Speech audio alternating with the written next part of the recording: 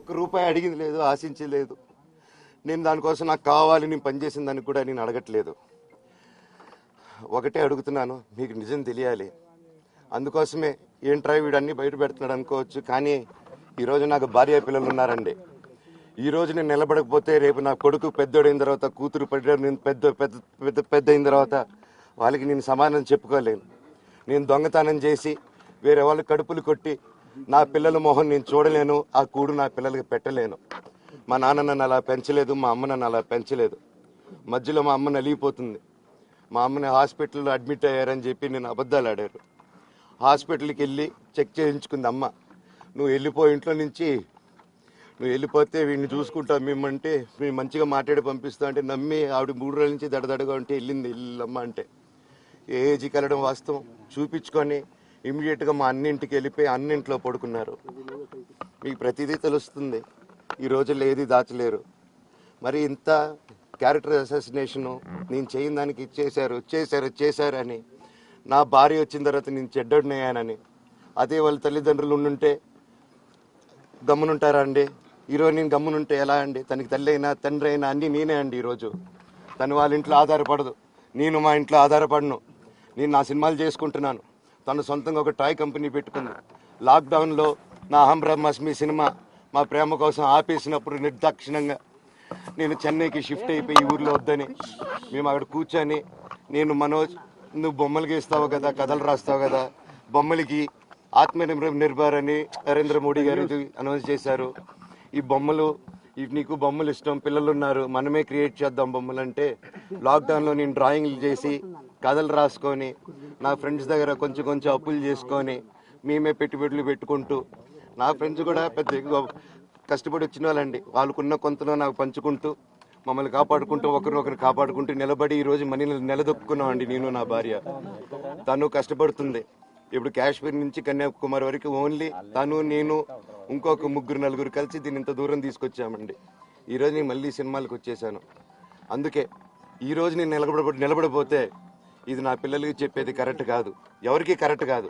ఇన్నాళ్ళు గమ్మునున్నాను ఓకే, కానీ వాళ్ళ నాన్న ఆస్తుల కోసం కొట్లాడుతున్నాడా, మంచి కోసం నిలబడుతున్నాడా అనేది ఈరోజు మీకు సాయంత్రం వచ్చిన ప్రూఫ్స్ అన్ని వదులుతాను. మా నాన్న మీద గన్ను పెట్టి కాల్చే వినయ్కి, మా అన్నకి సాయంత్రం ప్రతిదీ చెప్తాను. చెప్పాను కదండి, వినయ్ అని మా అన్న విష్ణు అని. అవునండి, నన్ను హాజరుపరచమన్నారు, 10:30 రమ్మన్నారు.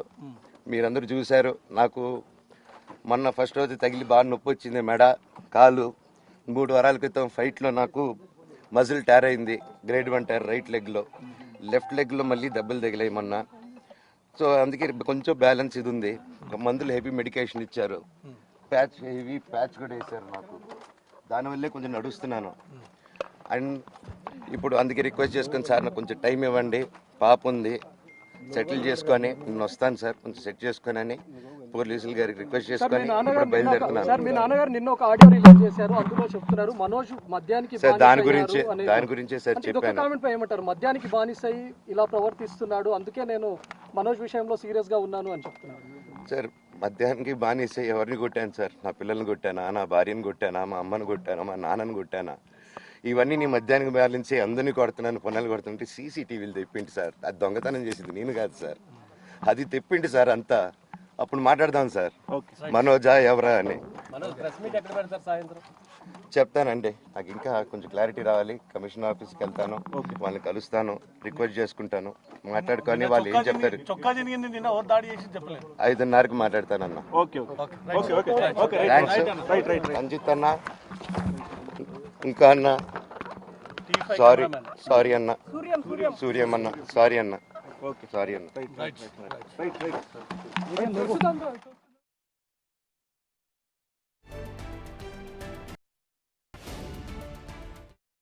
ఇలాంటి రోజు వస్తుందని ఊహించలేదండి. నిజంగా మీడియా మిత్రులకి, ముఖ్యంగా 2 అన్నలకి నా క్షమాపణలు. మా నాన్న తరపున, మా అన్న తరపున నేను సారీ అడుగుతున్నాను. నేను నీ తమ్ముడు అనుకోండి, మీ వాడిని అనుకోండి, మీకు నీ తోడుంటాను. మీకు ఏదున్నా నాకు ఫోన్ చేసేదండి నేను ఎప్పుడు ఒక్క కాల్ దూరంలోనే ఉంటాను. I will always be there to support you and your family and I'm sorry. నా కోసం సపోర్ట్ చేసేదానికి వచ్చి మీకు ఇలా జరగడం నాకు చాలా బాధగా ఉంది. నా భార్య పేరు లాగుతున్నారు, 7 నెలల కూతురు పేరు లాగుతున్నారు. నేనేం అడగలేదు, సొంత కాళ్ళ మీద పనిచేస్తున్నాను. మా ఆవిడ కూడా వాళ్ళ ఇంటి వైపు ఏ డబ్బు తీసుకురాలేదు, వాళ్ళ ఇంట్లోనూ డబ్బు అడగలేదు, నేను అడగలేదు, ఆస్తి అడగలేదు. మా ఆవిడ 7 నెలలు గర్భవతిగా ఉన్నప్పుడు తనకి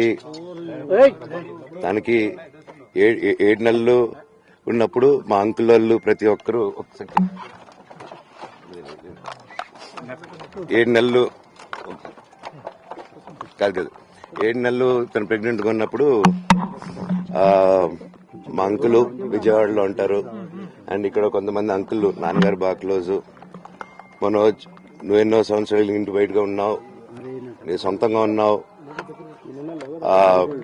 మీ నాన్నగారు అమ్మగారు ఒకరే ఉన్నారు. ఇలాంటి రోజు వస్తుంది.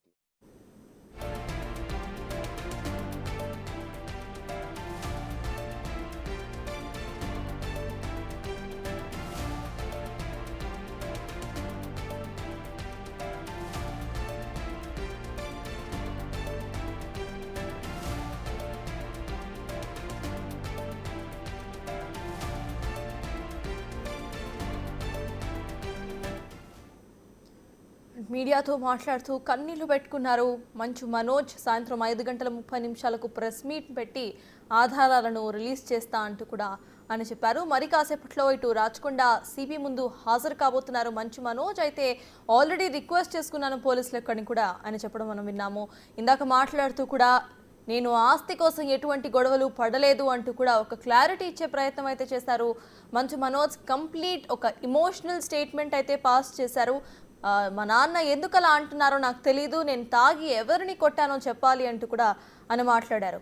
అయితే ఆయన మాట్లాడుతూ మా అమ్మ హాస్పిటల్లో జాయిన్ అయింది అన్న విషయం, అడ్మిట్ అయ్యారు అన్న విషయం పూర్తిగా అబద్ధం. కేవలం చెకప్లు చేయించుకోవడానికి మాత్రం ఏఐజీకి వెళ్ళిన విషయం వాస్తవమే, కానీ అక్కడే అడ్మిట్ అయిన విషయం కరెక్ట్ కాదు, అది తప్పు. మా అమ్మ మధ్యలో నలిగిపోతోంది. ఇవాళ సాయంత్రం 5:30 ప్రెస్ మీట్ పెట్టి అన్ని ఆధారాలను చూపిస్తాను అంటూ కూడా మంచు మనోజ్ చెప్పే ప్రయత్నం అయితే చేశారు. పెళ్ళైన తర్వాత నుండి ఇంటికి రాలేదు, ఇంటి బయటే ఉన్నాను, ఎవరి సపోర్ట్ తీసుకోలేదు. నేను నా భార్య కలిసి ఒక టాయ్ కంపెనీని స్టార్ట్ చేశాము, ఎవరి సపోర్ట్ లేకుండా ఫ్రెండ్స్ సపోర్ట్తో వాళ్ళ దగ్గర నుండి కొన్ని అప్పులు తీసుకొని స్టార్ట్ చేశాము. అప్పటికి నా ఫ్యామిలీ నుండి ఎటువంటి సపోర్టు లేదు. ఇప్పుడు కూడా నా వంతు నేను సినిమాలు చేసుకుంటున్నా, తన వంతు తన బిజినెస్ రన్ చేసుకుంటుంది. ఎప్పుడు కూడా మా నాన్న మీద డిపెండ్ అయ్యింది లేదు. ఇప్పుడు కూడా ఆస్తి గురించి మేము మాట్లాడలేదు. అసలు ఆస్తి అని ఎందుకు తెస్తున్నారు నాకు అర్థం కావట్లేదు అంటూ కూడా మంచు మనోజ్ ఆవేదపూరితమైన స్టేట్మెంట్స్ని అయితే పాస్ చేశారు. ఆయన మీడియాతో మాట్లాడుతూ కూడా కన్నీళ్లు పెట్టుకున్నారు. మన విజువల్స్లో చూస్తున్నాము ఆయన ఏ రకంగా భావోద్వేగానికి గురై మాట్లాడుతున్నారు. ఆ విజువల్స్ని క్లియర్గా చూస్తున్నాం మనము. అయితే ఇలాంటి ఒక రోజు వస్తుందని, ఇంట్లో జరుగుతున్న విషయాలు బయటకి చెప్పాల్సిన ఒక రోజు వస్తుందని నేను ఎప్పుడూ అనుకోలేదు. కానీ నా భార్య అందరిని వదిలేసి నాతో వచ్చేసింది. నా భార్య నా పిల్లల కోసం నేను నుంచోవాలి, వాళ్ళ కోసం నేను మాట్లాడాలి అని చెప్పి కూడా ఆయన స్టేట్మెంట్ పాస్ చేశారు.